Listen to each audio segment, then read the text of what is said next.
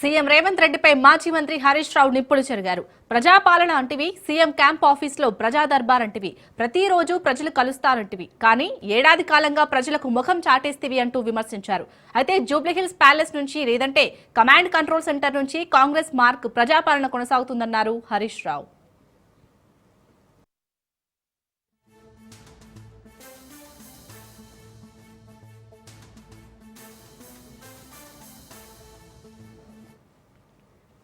ఇక పోలీస్ పహారా మధ్య గ్రామ సభలు, పోలీస్ కమాండ్ కంట్రోల్ సెంటర్లో ప్రభుత్వ నిర్ణయాలు తీసుకుంటున్నారని హరీష్ రావు మండిపడ్డారు.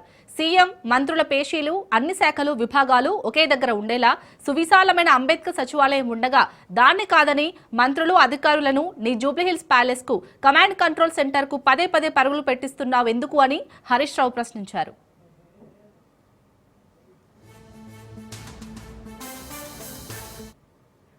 ముఖ్యమంత్రి అధికార నివాసం రేవంత్ దర్పణానికి సరిపోదని, జూబ్లీహిల్స్ ప్యాలెస్ లో ఉంటున్నామని సీఎం రేవంత్ పై హరీష్ రావు విమర్శించారు. మంత్రులు, అధికారులను ప్యాలెస్ కు పిలిపించుకొని అహంభావం ప్రదర్శిస్తున్నామని మండిపడ్డారు.